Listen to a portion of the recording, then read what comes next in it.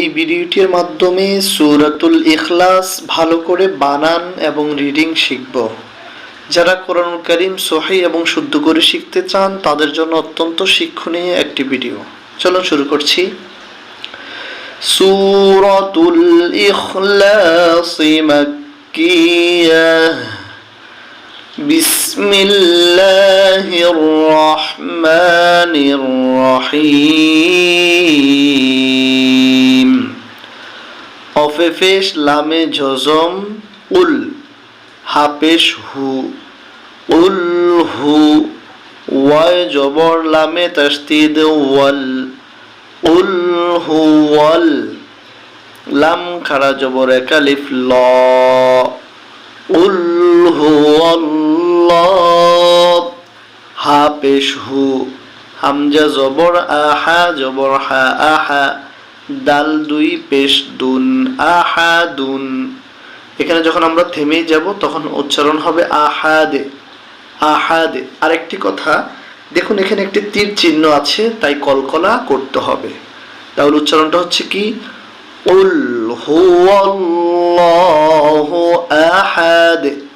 এখানে আমরা অনেকে এটাকে কাপ বলি, কুল বলি না, কুল বলা যাবে না, বলতে হবে উল, উল হুয়াল্লাহু আহাদ।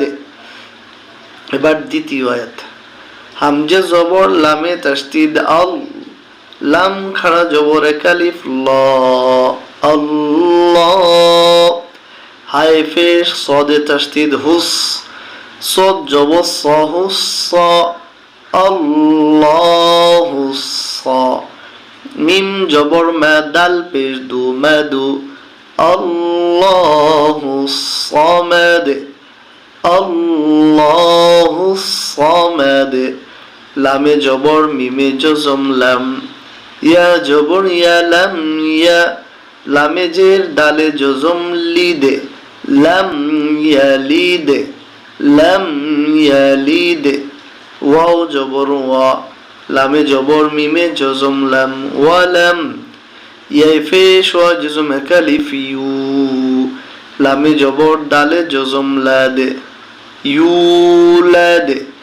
লাম ইয়ালিদে ওয়ালাম ইউলাদে, লাম ইয়ালিদে ওয়ালাম ইউলাদে।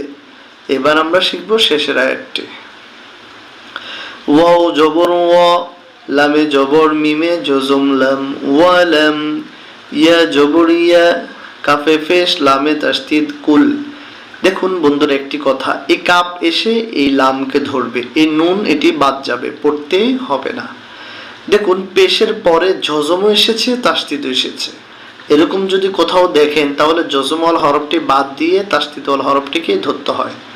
তাহলে আমরা কি বলছি, ওয়ালাম ইয়া, আর এটা হচ্ছে কাপে পেশ লামে তাসদীদ কুল। লাম জবর লা, হা উল্টা পেশ এক আলিফ হু, লাহু। ওয়ালাম ইয়াকুল লাহু, কাপ পেশ কু, ফা পেশ ফু, কুফু।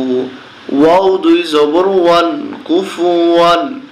হামজা জবর আহা জবর হা আহা। দাল দুই পেশ দুন, আহাদুন। থামলে হবে আহাদ। ওয়ালাম ইয়াকুল লাহু কুফুয়ান আহাদ। আমরা তো বানান করেছি, এবার একবার রিডিং পড়ে নেব। সূরাতুল ইখলাস মাক্কিয়াহ। বিসমিল্লাহির রহমানির রহিম। উল হুয়াল্লাহু আহাদ, আল্লাহু সামাদ। লাম ইয়ালিদ ওয়ালাম ইউলাদ, ওয়ালাম ইয়াকুল লাহু কুফুয়ান আহাদ।